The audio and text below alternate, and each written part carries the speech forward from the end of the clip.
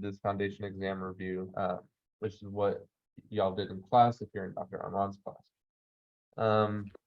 So let's just go ahead and start with compound, or not compound, number one. What is the name of the following compound? And it gives you Cu parentheses MnO4 close parentheses 2. We already know the answer if y'all marked it down earlier, but the way I would solve this problem is I would zoom in here on my compound. And are y'all able to tell me if this is what kind of compound this is? Is this covalent or ionic? And how do you know that?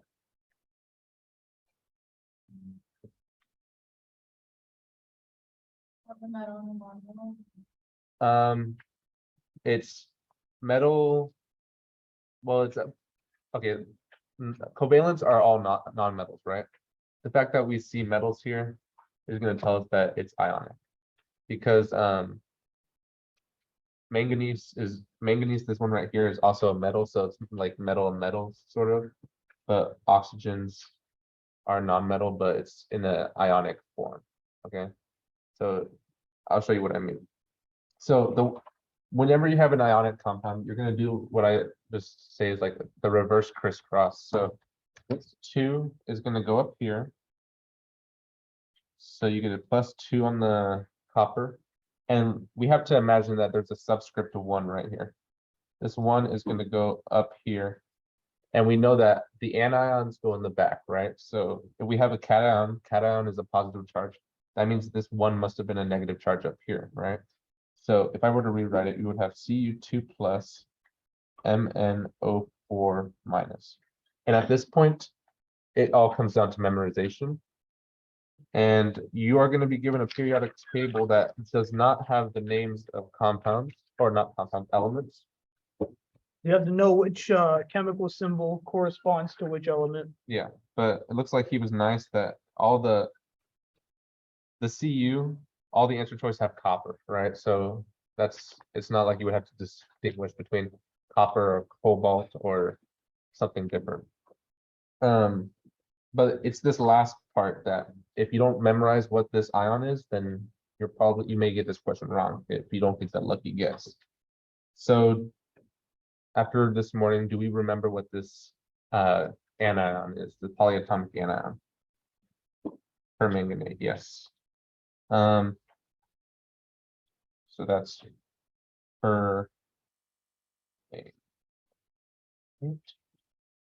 and the first one is copper, right? So copper, but copper is a transition metal. Transition metals can have multiple charges, right? We all know that.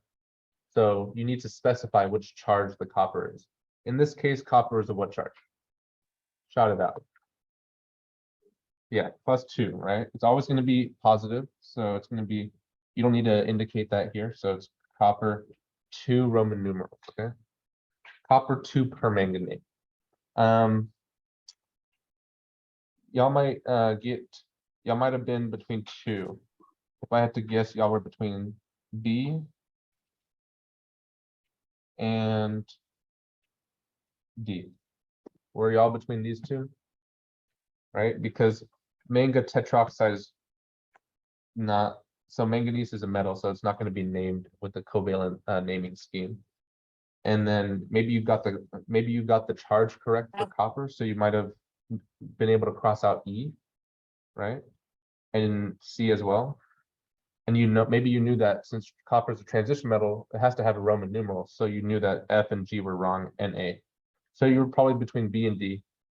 Again, this comes down to memorization. Permanganate has a -1 charge, whereas manganate has MnO4 2-. So it has a different charge, okay? If it was permanganate, it wouldn't be like this in the problem. It would look like this, CuMnO4. That would be copper 2 manganate, okay? So that's the difference. And again, it comes down to memorization that when you only have a -1 charge right here, then that's going to be permanganate. And when you have a -2 charge, it's manganate, okay? Oh, we got more people in this, cool. Any questions on that? Please ask questions. This is this is very similar to what you're gonna see on your exam tomorrow. This is the exact layout. So if you have questions, please ask them now. Maybe you have a question like, why does it have to have a Roman numeral again? Ask that, okay? Obviously, but the -1, like, how did you get that there? Is that just something that you needed to realize you distributed? Yeah, so you remember what I said over here is that you have this imaginary one here, right? Because copper appears one time, so it has an imaginary subscript of 1. So whenever you do the reverse crisscross, you take this one and bring it up here. It's a -1 because that's the anion, because the permanganate is on the back side of the ionic compound. And this 2 is going to go over here. So then you get +2 in the front. So because it's a 1 here, it's imaginary, right? You bring it up here and it's -1. That tells us the name of this thing here. And that tells us that it's permanganate. That was a good question. Any other questions on this one? Ask them if you, There's one in the chat. How do you know when the metal has a Roman numeral? So this, right, is from, usually your transition metals will have Roman numerals due to the fact that they have multiple charges. So, right, you'll know that a metal has a Roman numeral, except for the ones Dylan's writing on the screen right now. The zinc, cadmium, silver, and scandium. Those all have like set charges. They'll always be that charge. They only have one charge. So for those, you don't need to include Roman numerals. But all other transition metals, Roman numeral is required. so these are, yeah, these are the ones that you need to memorize that only have one charge. If they have one charge, then there's no need to specify in the name what the charge is, okay? So let me give you an example. So ZN NO3 2. Some people may say, okay, after you do your reverse crisscross, you get a 2 on zinc, there's 2+ charge here. And then nitrate, we know, should have a -1 charge.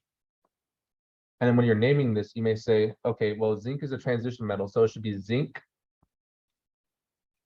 And then you may think it's a transition metal, it needs the Roman numeral. So zinc 2 nitrate would be someone's answer.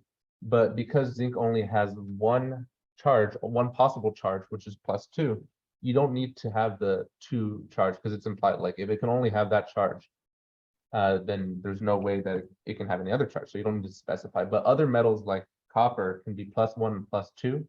So you need to specify, is it copper 1 or copper 2, which is why we use those Roman numerals. But again, these are the only 4 that only have one charge. So these are the ones you have to memorize. If you look on the periodic table, zinc and zinc, silver, cadmium, or cadmium are in this little area right here. So they're all together. And then scandium is right here.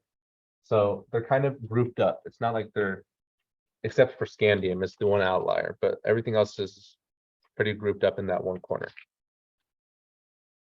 And I know people on Zoom, y'all can't see what I just showed them, but if you look at your periodic table, you'll see zinc, cadmium, and silver are in the same area, and then scandium is off to the left of the other side of the transition metals.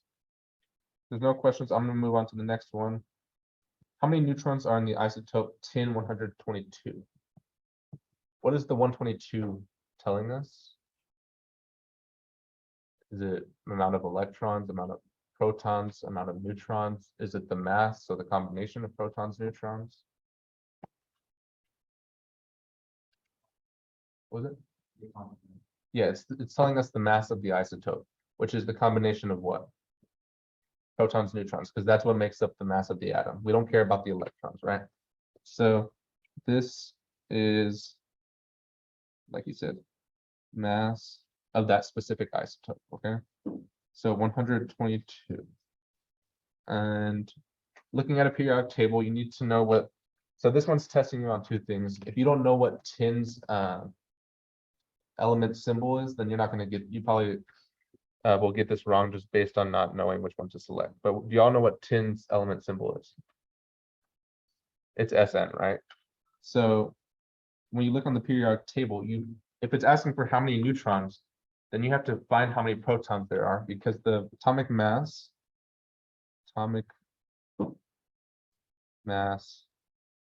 is equal to protons plus neutrons, right? So if it's asking for how many neutrons, you need to figure out how many protons there are, and then you subtract you say atomic mass minus the number of protons will give you the number of neutrons. The cool thing about isotopes, right, is that any isotope of any element will have the same amount of protons. So like, if you have two isotopes of tin, they'll have the same amount of protons, because you alter the identity. Or if you take away one of the protons, you change what the element is. So for that reason, it makes your life easier because the number of protons for the isotopes will be the exact same.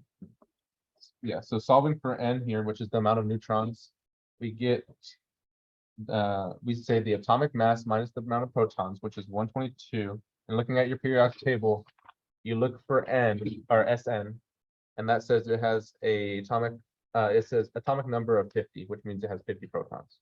So 122 minus 50. And the answer to that is what, 72?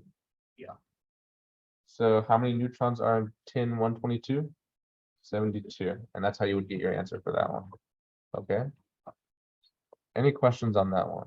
This is the time to ask your questions, because this is, 50 protons, it's been so long since I'm thinking. yeah. Yeah, so the number at the top of all the elements on a periodic table is the atomic number, and the atomic number is the number of protons in that element. Also, the number of electrons. Since every element is neutral, you have the same amount of protons as electrons. Okay. Does that answer your question? Okay, perfect. Yeah, good question. Any other questions on this one? No? Okay. And we already went over which one the answer is for 3 in class, if y'all were in class today. Which of the following is an extensive, let's break this down. So extensive physical property. So extensive is independent or dependent of the amount of matter present.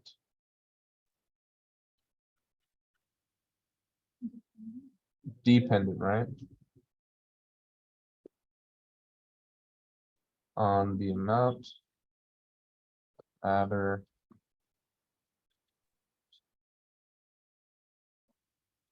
Okay. So if it's a physical property is something that doesn't change the identity of the substance, right? So for example, boiling point is a physical property. So if you're on a test, the best thing to do is look for the wrong answers. So let's look for chemical properties first, and then we can start to, once we eliminate all those, we can start to zero in on which one is extensive and which one's intensive properties out of the physical properties we still have left, okay? So which of these is a chemical property? Reactivity, that's correct, because reacting an element or a compound is going to change its identity, right? What else? Flammability, okay. Perfect. So now we only have physical properties. Which of these is an intensive physical property? Boiling point, right? Because that doesn't change with the amount of matter. You can have a gallon of water or a cup of water, and the boiling point of the water is still 100 degrees Celsius, regardless of how much it is. Okay. And any other intensive properties? Density. Okay. And anything else? Color. So just by process of elimination, you can get mass as the answer choice. Again, color, you can have a pound of gold or 2 pounds of gold. It's still going to be the color gold, right? It doesn't depend on the amount of matter present. Okay. Any questions on 3? No questions. All right.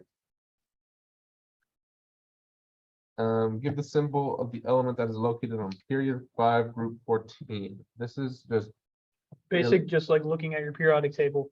Yeah. Like he's testing if you know how to read a periodic table, basically. Yep, so periods are rows, right? So we go down periods and groups are columns. So can someone tell me what that element is, or the symbol of the element? Tin? Hmm. Yes. All righty. Any questions on that, on how to read a periodic table? Okay. Which of the following is an alkaline earth metal? Another reading the periodic table question. Which group is that? Group 2, and that just comes down to memorization again. We know group 1 elements are alkali metals, and then we know group 2 are alkaline earth metals. It's just memorization of that. So group two, which ones of these are group two? All right. So we know cesium's group one, oxygen's group 6. Yeah, 16. Arsenic is over there as well. Iron's a transition metal. Chlorine is in group 17, helium's 18, europium, transition metal, or is that- Actinide. actinide. And strontium is in group 2. Okay. The following would be classified as a compound. So can anybody tell us the definition of a compound? Yeah, yeah, two or more elements that are chemically bond together. That's the definition. Yeah, So I just have a question, because Mhm. brass is technically, wouldn't brass technically be right, just because you melt it down? And then it forms together.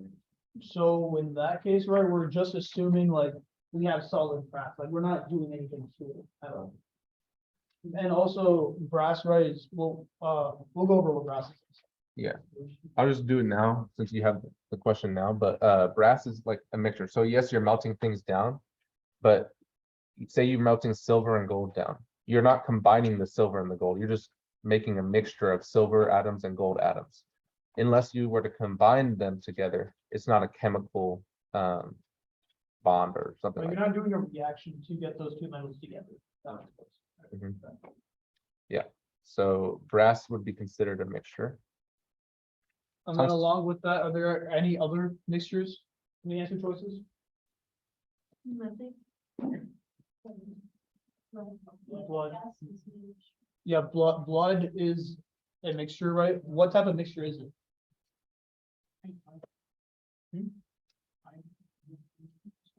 Like homogeneous. Yeah, Yeah. like homogeneous hydrogens. That's the one that you can't separate. Yeah. Homogeneous is like, you can't distinguish anything in it. Heterogeneous is like a chocolate chip in a chocolate chip cookie. You can see the chocolate chip. Because with your blood, you don't see like, I don't know, random chunks in your blood. You don't see your white blood cells or your, What? You don't see like chunks or something in your blood. Okay. well, you shouldn't.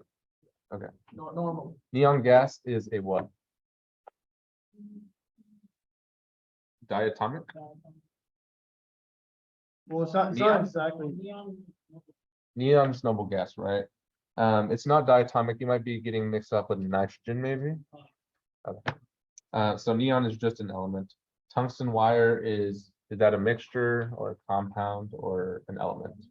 Element, right? Just because it's wire made out of only one element. What if it was tungsten and copper wire? That would be a mixture, right? Not a compound, because you're just melting those together into a small wire. You're not chemically combining them, okay? And methane gas is the clear choice because methane is a compound, it's CH4. So methane gas is just two elements, hydrogen and carbon, chemically bonded together, right? D. All right.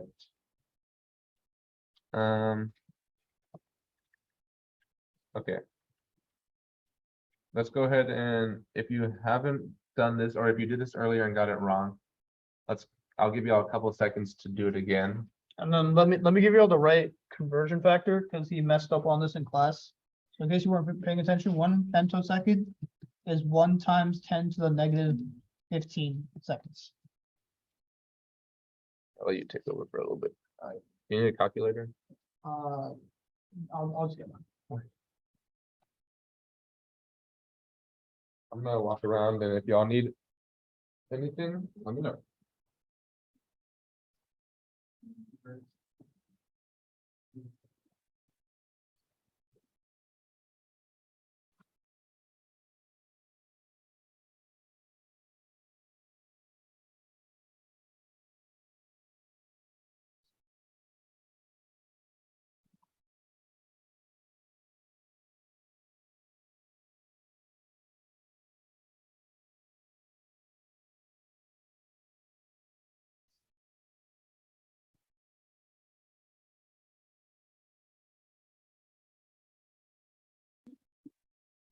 Yeah, I'll watch it. battery was.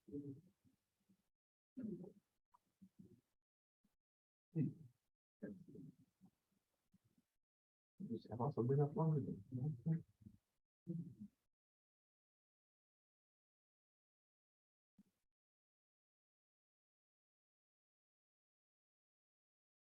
And for the people that are already done, because y'all did this in class, I'll give you all another one. Or Rich, wanna do some weird units? Sure. All right, let's convert, Do like micrometers to nano or to kilometers or something. 2.57 It's 10 to the. times 10 to the negative is 4 microseconds. No, that's not seconds. Microliters to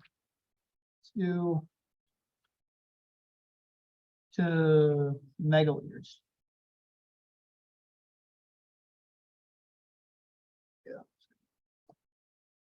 It's a really small. Megaliters? Microliter, micro to mega. Yes.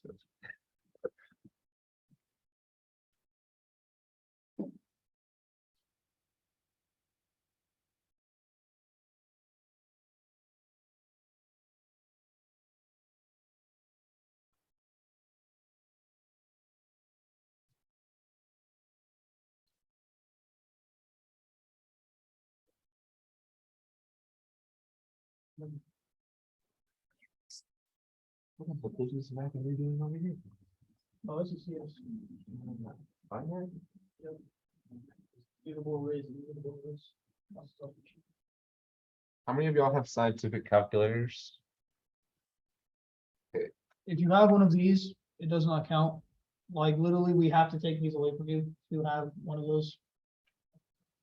Yeah. TI Inspires, yeah. TI Inspires 84s, any graphing calculator we have to take away from you.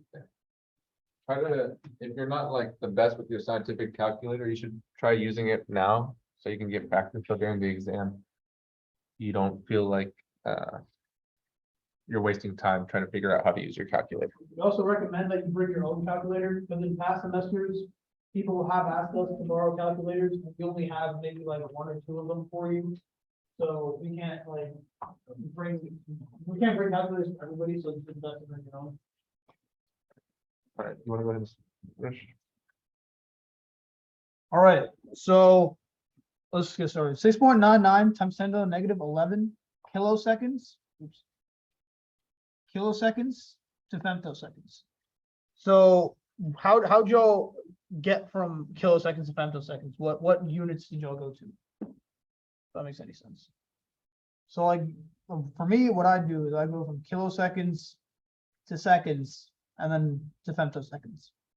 It's a nice little thing to do. Like you go from usually the unit you're given to the unit to the base unit and then down to the unit you want to go to. So to do this, 6.9 times 10 to the negative 11 kiloseconds. And then how many seconds are in a kilosecond?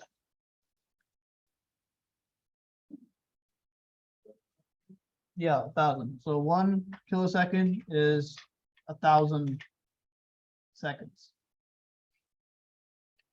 And then, right, how many femtoseconds are in, or how many femtoseconds are in 1 second? Yeah, so one, or here's one like this. 1 times 10 to the negative 15 seconds in 1 femtosecond. So if you solve this out, plug it into your nice calculator, you get 6.9 times 11 times 1,000 divided by 1 10 to the negative 15. 6.9 times 10 to the 7. Yep, 6.9 times 10 to the 7th femtoseconds.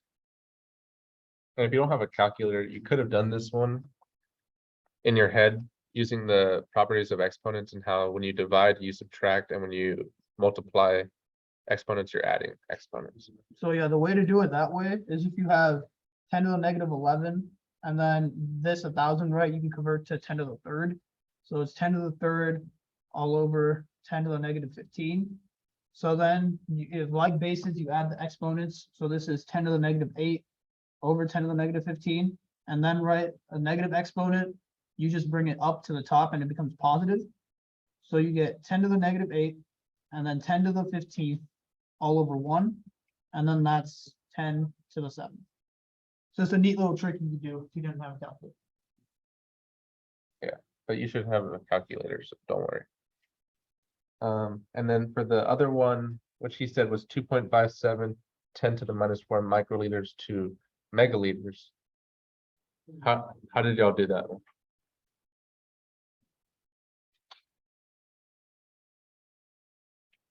Anyone? Microliters, milliliters, and then milliliters. Okay, So you went from microliters to milliliters to liters to megaliters. Yeah, that's also one way to do it. Me personally, what I would have done is went from microliters to liters, then to megaliters. you should get the same answer still, but it's just one less step that you have to do for the math. And the more math you do, the more likely you can, input something wrong in the calculator. So let's do it this way. Let's do it from microliters to liters to megaliters. So if we do it that way, we get 2.57 times 10 to the minus 4 microliters. Now, how many microliters are in 1 liter? Or 1 times 10 to the 6th microliters are in 1 liter. And then how many liters are in a megaliter? Yeah, so 1 times 10 to the 6th liters in 1 megaliter. All right. Let's use the trick for this one, the one without a calculator. So 10 to the 6th plus 10 to the 6th, right? That's 10 to the 12th. So 2.57 times 10 to the negative 4 all over 1 times 10 to the 12th. Now, right, we can bring our exponent up and it will become, and then it'll become a negative 12. So this is 1 times 10 to the negative 12. And if you solve this out, you'll get 2.57 times 10 to the negative 16 megaliters. Does that make sense?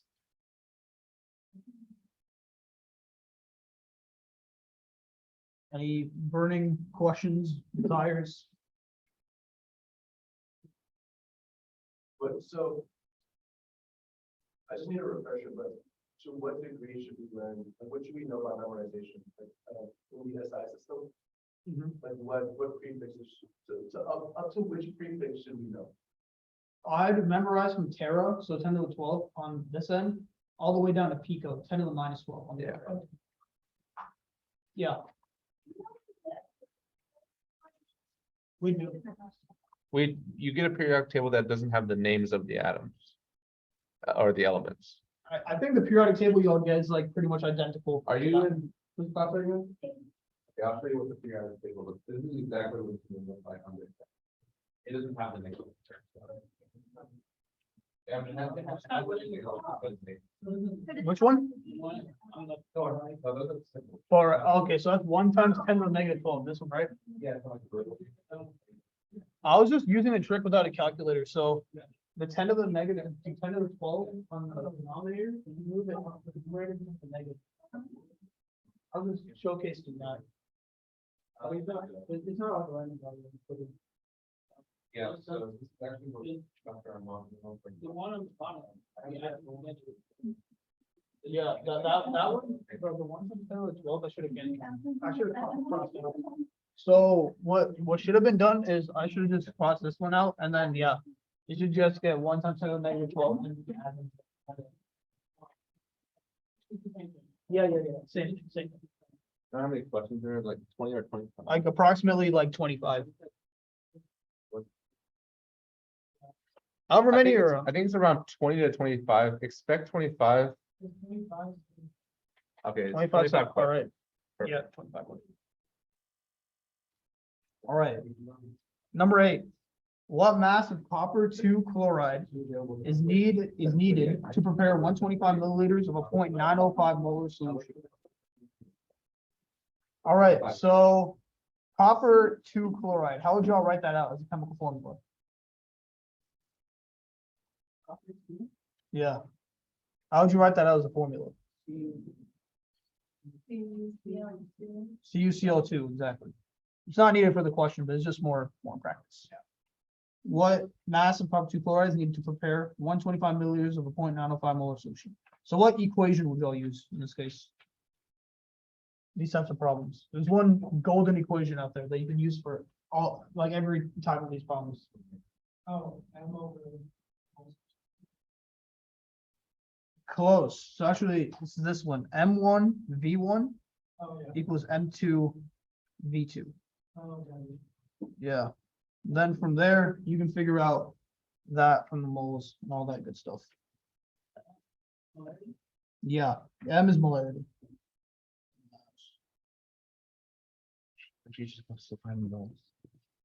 Oh, yeah, right. I So, thought this was two things. so this My is, bad. that's the wrong equation for this problem, because it's not dilution. It's not saying you have a stock solution.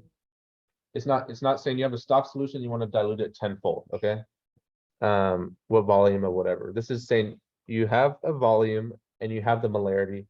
The other equation that comes to mind should be molarity, the one he put down. Molarity is equal to moles divided by liters. See, what I did is what you're not supposed to do. And that's actually one of the common mistakes people make.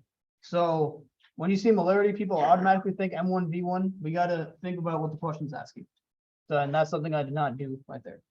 So anyway, right, you solve for your moles. So 0.905 equals X amount of moles, we don't know yet. And then 125 milliliters, right? We gotta convert this to liters.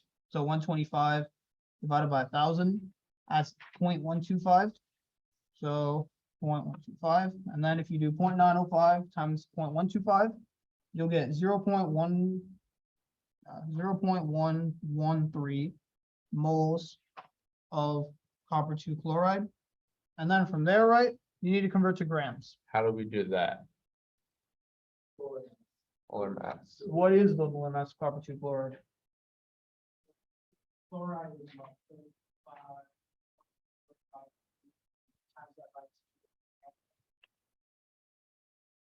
you can look on your periodic table and when you're in an exam, just round it to the nearest whole number.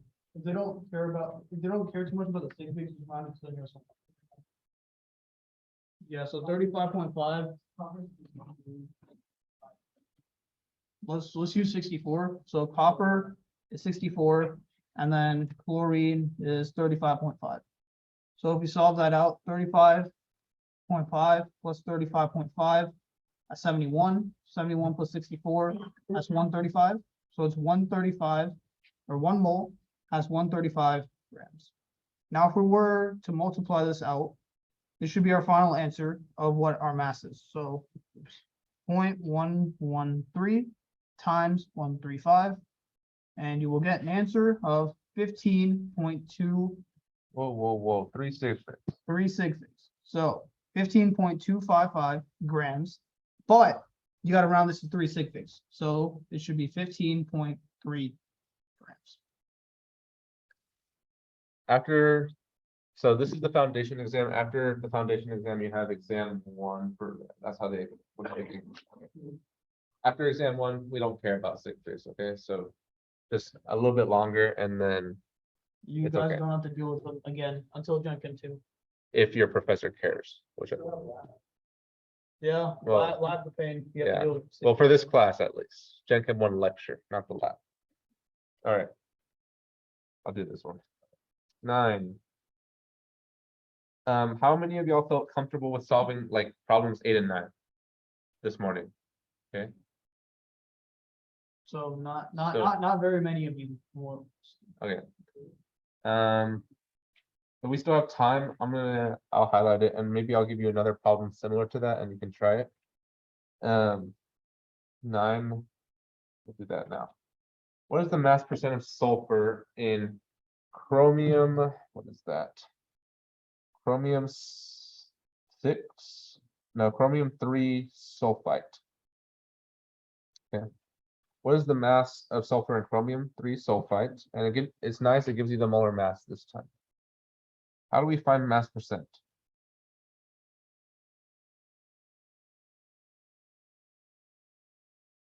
Current mass. That's why it's the specific element and divided by the entirety.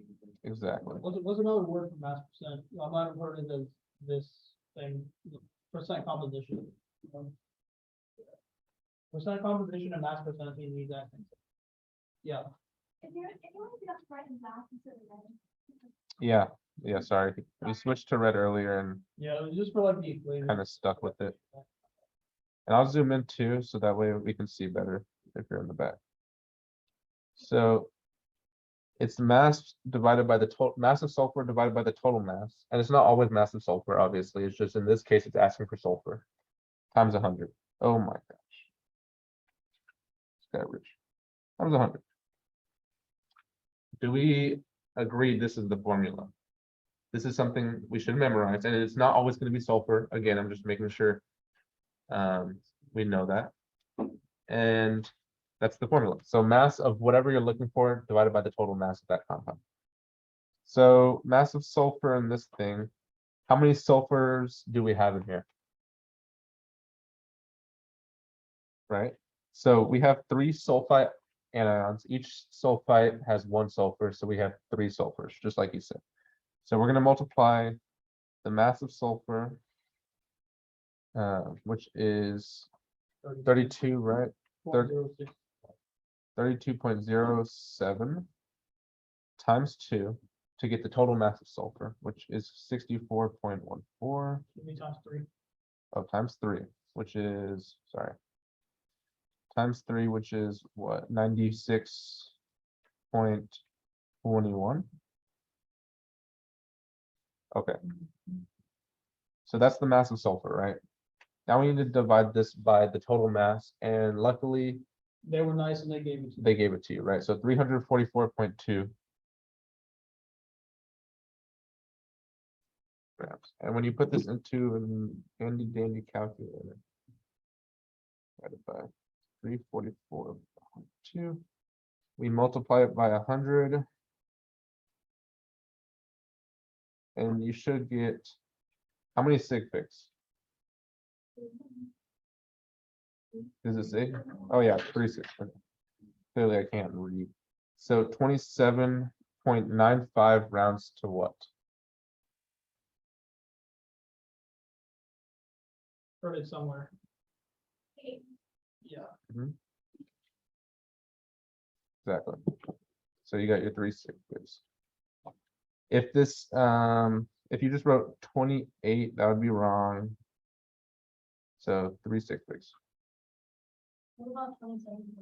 That's what you gave us this one. I mean, technically the 5 rounds up, so it should be 28.0. But Maybe- I'm pretty sure he'll give me credit for like 27.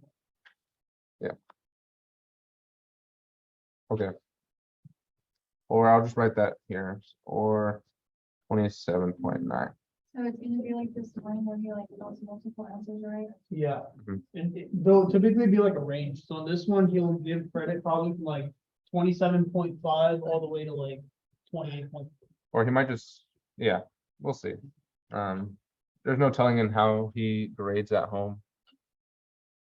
Or what his range is. That's just an idea. Anyways.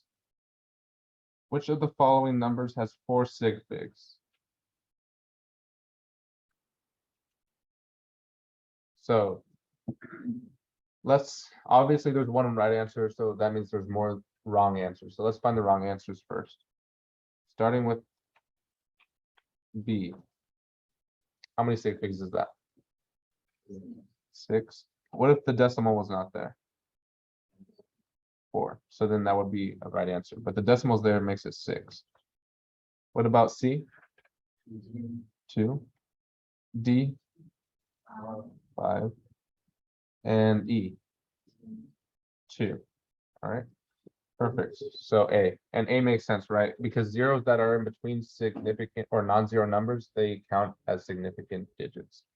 So those 2 sandwich zeros between the 8 and the 3 are sig figs. Significant zeros.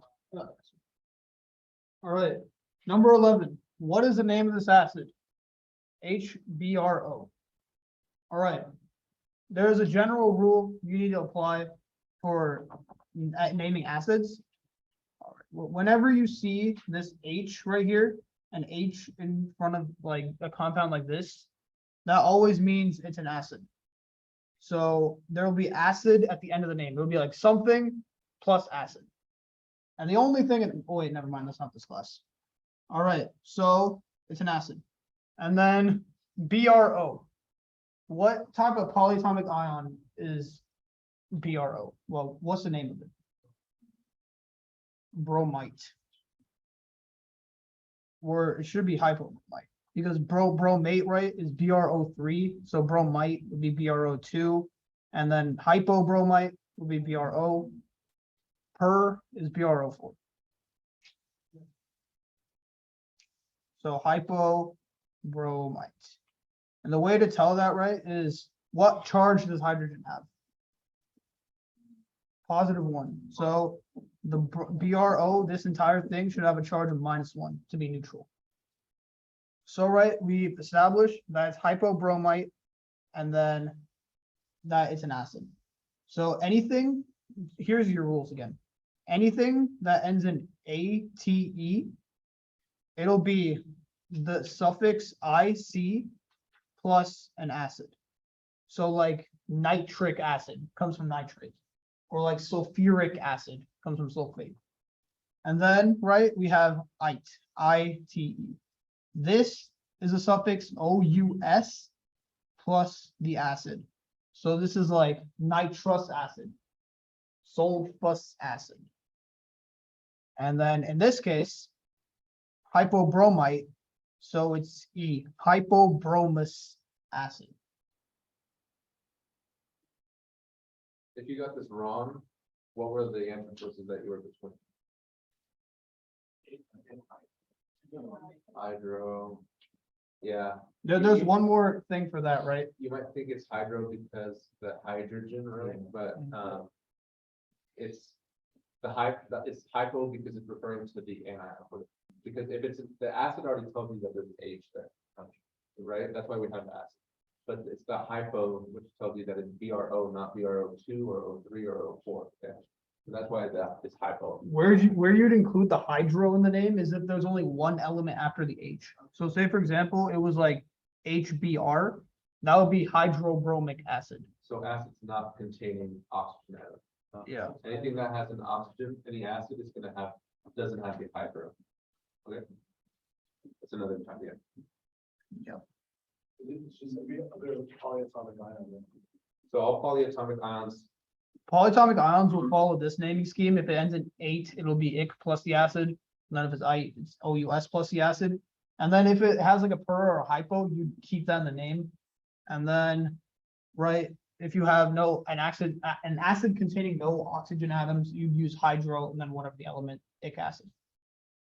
Whenever Like- it has oxygen, it's an oxygen, right? But Yeah. Whenever it doesn't, it's a binary, or what is it? I guess it could be binary because it has 2 elements, binary and that's what. To be honest, I don't even know the names of those. I just- Like, yeah.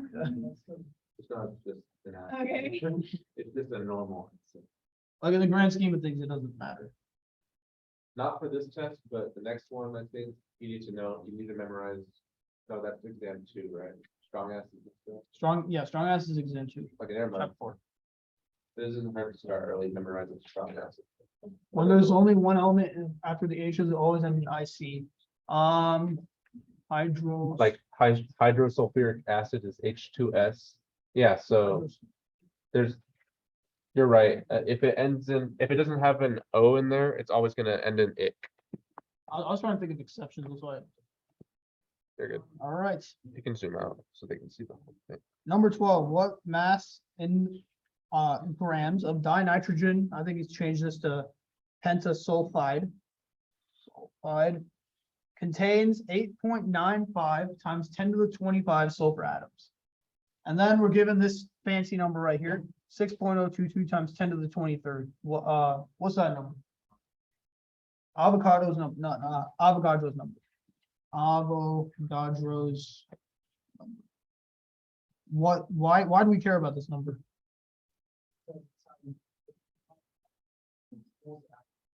Yeah, it's like, it relates like atoms to stuff like molecules and like particles and stuff like that. So start from the beginning. 8.95 times 10 to the 25 sulfur atoms. I like to use the train tracks personally. They look nice and clean. So dinitrogen pentasulfide. How would you all write that out as a formula? N2S5, right? Because the di means there's two, and then the penta means 5. So N2S5. And how many sulfur atoms are in this molecule? Exactly. So there's 5 sulfur atoms in one molecule of N2S5. All right. The gentleman in the back gave us a fancy definition of what Avogadro's number is. Now we can use it. So we can say 6.022 times 10 to the 23rd molecules are in 1 mole. So now we're at moles, right? What do we do to go to that extra mile? Get to grams. Yeah. The molar mass, so each mole of that, have a mass of that. Yeah. Yeah. So, right, I'm gonna take a shortcut and just round everything off. So 32 times 5, 32 is molar mass of sulfur. So that's 160. And then nitrogen's 14. So 14 times 2 is 28. So this is 188. So 1 mole has 188 grams. All right, now if we plug this in to our fancy calculator, again, you get 8.95 times 10 to the 25 divided by 5 divided by 6.022 times 10 to the 23rd times 188 should get a lot of grams, which is 5,588.18 grams of N2S5.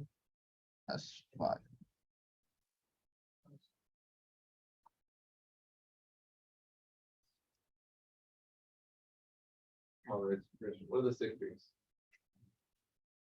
All right, so is that the final answer? We're done here, right? We can box this up.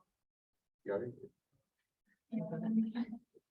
Well, I thought I was done. Well, clearly we're not. We need to think about the sig figs, always about the sig figs. So, right, we have to look at our sig figs in the problem. So 8.95 times 10 to the 25. How many sig figs does that have? And do we need to include sig figs for Avogadro's number?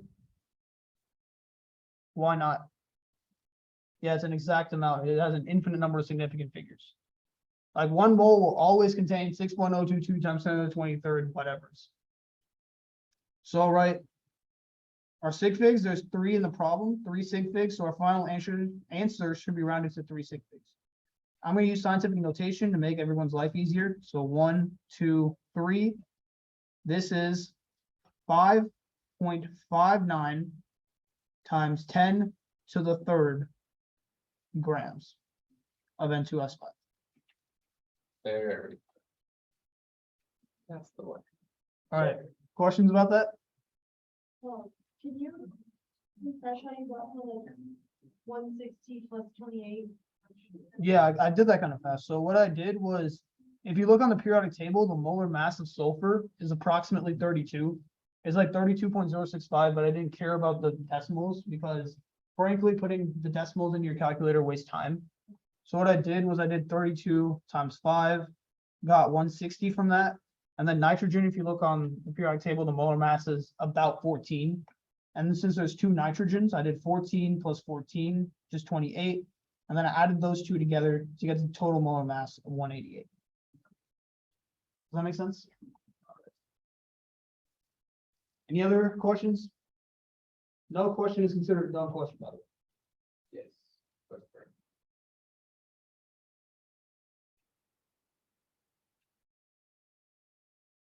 All right, there are no more questions. Moving on. What is the initial volume in the picture below? All right, first of all, what type of apparatus is this? Yeah, burette, graduated cylinder, something along the lines of something that can measure volume. So what's the usual rule in reading these things? Add one more digit after. Yeah, so it's what you can read, plus one digit of uncertainty. Of uncertainty. All right, so if we look here, right, if we look at the tick marks, we have 1, 2, 3, 4, 5, 6, 7, I think you missed the first one. 1, 2, 1, 2, 3, 4, 5, 6, 7, 8, 9, 10 tick marks. So each of these go up by 0.1. And then what is this little, I see this little line right here, this little curving line. What is that called? Yeah, the meniscus. And what's the rule for when you're reading stuff at the meniscus? You read from the bottom of the meniscus. So it's like right here, the lowest point in the graph. And then you look right here and see that it's at 20.2. So we know that it's 20.2 something. So with that, we can cross off C and we can cross off, or we can just cross off C for now. And then the rule, as my man in the Greek letters mentioned, was what you can read plus one digit of uncertainty. So what you can read is 20.2, right? So 20.2, and then you need one more digit of uncertainty. So how many sig figs does this number have? 4 sig figs, exactly. So we can cross off answer choices B and E, as those only have, and A, as none of those have 4 sig figs. So the correct answer is D. And in this case, they chose to use 20.22. Well, if you were reading this, you could do like 20.21, 20.24, any digit of uncertainty is fine. Yeah. Is there a reason, like, it's like, why it goes from 120, 20 to the top? Like, if it's like a 2, shouldn't it be like 20, 21, 22? I see what you're saying, and honestly, that tripped me up when I first saw this when I was in your class, but you always read from the top. Like when you're doing a titration, You pour the liquid from the top to the bottom. Yeah. That's why you read it like yeah, so it's built specifically that even though it looks like it's above 21, it's actually 20.22 milliliters. That's how the instrument is built. So always go with increasing numbers, okay? So in this case, you're not gonna say, oh, it's 21 point whatever, right? Because it doesn't make sense. If you add more water, you're decreasing volume. It's like a beer. What do they use for titration? You're right. Yeah, you're gonna see it when you do a titration. Oh, you're not in the lab? That's crazy. Well, guess you won't see that.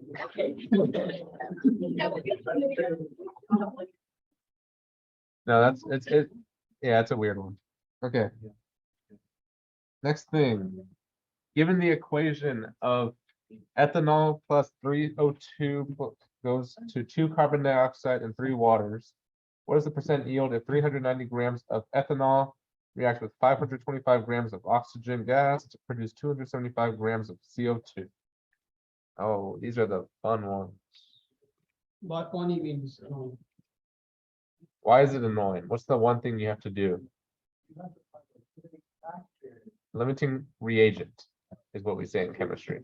I mean, close enough, limiting something, right? Yeah, it's limiting. Okay, you get partial credit. Anyways, what do we do to find the limiting reagent? We convert to moles of product, and then we see which one gives us the least. Whichever one gives us the least is the limiting reagent. I'll show you what I mean, okay? If you're like, how am I supposed to solve this? Don't worry, hopefully by the end of this, you know how. So this is the number that we are going to compare to and eventually is it produces 275 grams of CO2. We're not going to mess with that right now, okay? So first we need to figure out how much 390 grams of ethanol produces, how many grams of CO2 390 grams of ethanol produces. After that, we find out how many grams of CO2 525 grams of carbon or oxygen gas produces. And then we'll compare them. So let's do ethanol first. If you don't know where to start, at least start with what you're given. You're given 390 grams. I'll do it up here. 390 grams of C2H5OH. All right. Next thing is to divide by the molar mass of ethanol so we can get into moles of ethanol. Why do we want to get into moles of ethanol? And if you're wearing Greek letters and you know the answer already, don't say it. Why do we want to convert to moles of ethanol? And how would we do that? Using the balanced chemical equation, right? So if you have moles of one thing and you're given a chemical equation, you could always find the moles of something else. So that's why we want to go to moles of ethanol, because then we can go to moles of anything else, right? And we care about carbon dioxide. So we need to get moles of carbon dioxide and eventually grams of carbon dioxide. What is the molar mass of ethanol? Looking at a periodic table, it's 12 times 2. 12 is the molar mass of carbon, equals 24 plus 6 hydrogen, 30 plus 16, so yeah, equals 46 grams. So there's about 46 grams of ethanol per 1 mole of C2, oh, I can't remember, H5OH. We got moles of ethanol. What do we do now? Someone that doesn't know the answer, say it. Oh, wait, actually, that doesn't make sense. Someone that is struggling, say it. Okay. That's a bad, okay. How many of y'all know what to do next? Raise your hand, high with pride. I need to see hands. Okay, only got a few people that know what to do next. We're trying to get to grams of what? What's our goal here? And why is it CO2? Yes, that's what I mean, we also have water produced, but we're going to compare carbon dioxide specifically, right? Because it tells us this is how much carbon dioxide is produced. So we need to get to moles of CO2 in our next little train track area. So how are we going to do that? Someone tell me. Not you. Coefficient. And tell me the coefficient of ethanol. So looking at the balanced chemical equation, you have one molecule of, or one compound, or yeah, one molecule of ethanol. So for every 1 mole of ethanol, I'm going to abbreviate that ETOH. Y'all will understand later. Well, y'all can understand now. Okay. And that produces how many moles of CO2? 2 moles. So that's our mole to mole ratio, right? That's going to get us from moles of one thing to moles of the other thing that we want. So 2 moles of CO2. And now what do we do here? Do we want our units to be moles of CO2 or the mass of CO2? Mass, right? So the mass of CO2, we know from the molar mass, 1 mole of CO2 is 44.01 grams of CO2. Putting this into a nice calculator, you should get 390 divided by 46 times 2 times 44.01. Did y'all get 746.25 or 26? Yeah, no? Maybe so. 746.26, this one right here. Is that what y'all got? Am I the only one checking that? That's crazy. Okay. So if my math is correct, if I punch everything into my calculator right, this is the answer. So that's the what yield? Is that the actual or the theoretical yield? It's the theoretical yield of carbon dioxide when you have 390 grams of ethanol. Okay. Now we need to figure out the theoretical yield from 525 grams of oxygen gas. So 525 grams of O2. And it's a similar process, so there's 32 grams for every 1 mole of O2. A lot of people might make a mistake in this part. And they put 16 grams for every mole of O2. We know O2 has 2 oxygen atoms, so it needs to be 16 times 2. If you're lost, is anyone lost? Where did I lose you? Okay, interesting. So,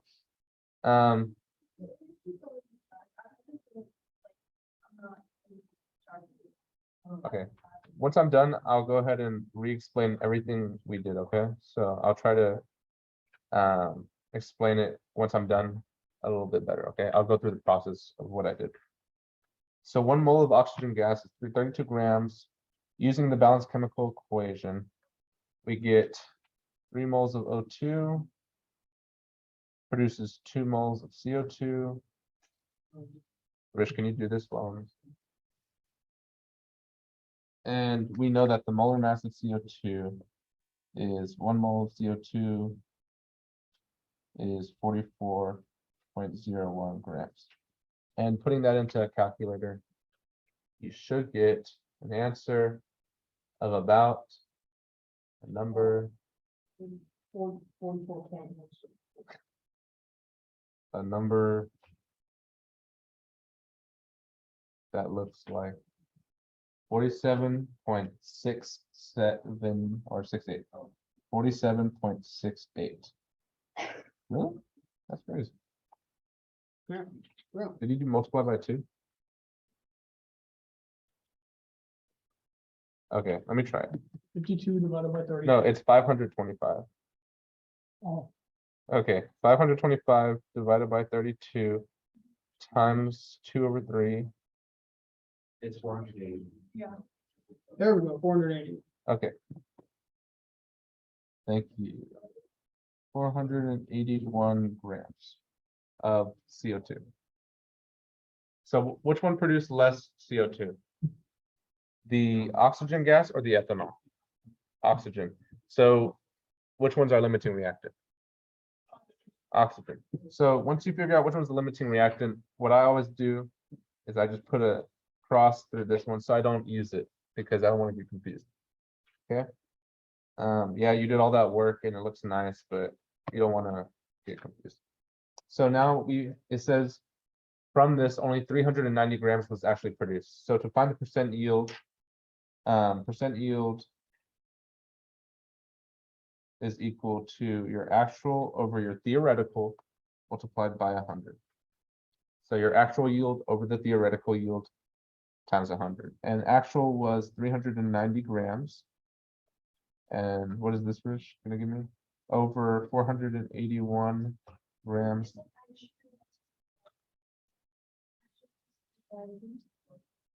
Oh yeah, you're right. Sorry, I'm looking right here. So it's 275 divided by 481 times 100. 57.13. 57.13. That's about average for a Gen Chem 1 student. That's not bad. Oh, That's actually pretty good, actually. So the theoretical.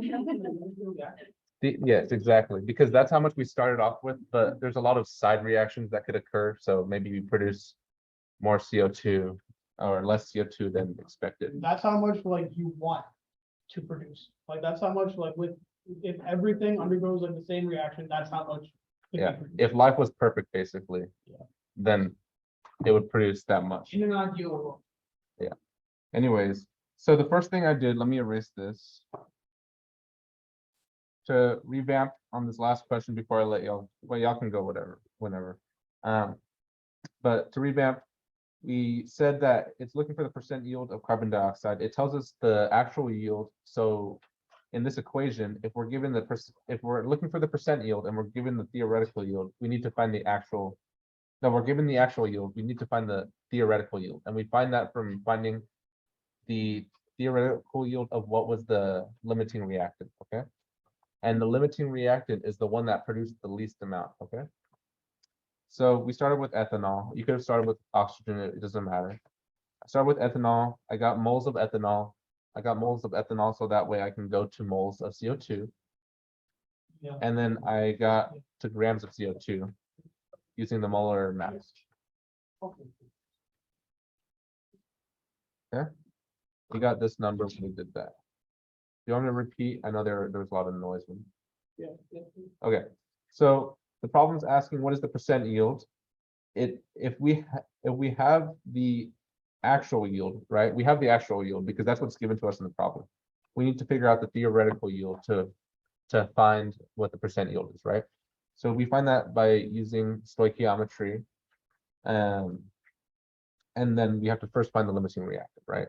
So we start with whatever. I start with ethanol. You could have chose oxygen to start with. 390 grams of ethanol. Well, that's not carbon dioxide, right? We need to get to carbon dioxide. And the only way to go from one chemical to another in a chemical reaction is using the balanced chemical equation. So we need to first get to moles of ethanol. We divided by the molar mass of ethanol to give us now moles of ethanol. And then we used our balanced chemical equation. We saw that for every one ethanol, there are 2 carbon dioxide moles are produced, right? So that's our molar ratio, is this right here. This is going to get us from ethanol to carbon dioxide, okay? Now that we're in moles of carbon dioxide, we need grams of carbon dioxide. How do we get to grams of how do we get to grams of anything if we are given the moles of that anything? Molar mass, right? So we use the molar mass of carbon dioxide to get to grams of carbon dioxide. And that's what we got here. Okay. Now that's not our answer. We need to figure out how much carbon dioxide is produced from this amount of oxygen gas. So again, you start with the given and you find the moles of O2 using the what? Molar mass, right? And then if we want to go from moles of oxygen gas to moles of CO2, what do we use? The ratio in what? The molar ratio found in what? Okay, sorry. Yeah, I'm just trying to get this. It all goes back to the balance. Exactly. So we use those ratios found in the balance equation. And then we got from moles of CO2 to grams of CO2 using what again? Exactly, right? So now we have grams of CO2 that was produced from this amount of oxygen gas. So to figure out which one's the limiting reagent, you have to compare the one that compare the two, these two right here. And whichever one produces the least amount is said to be that came from the limiting reagent. So 481 is clearly less than 700.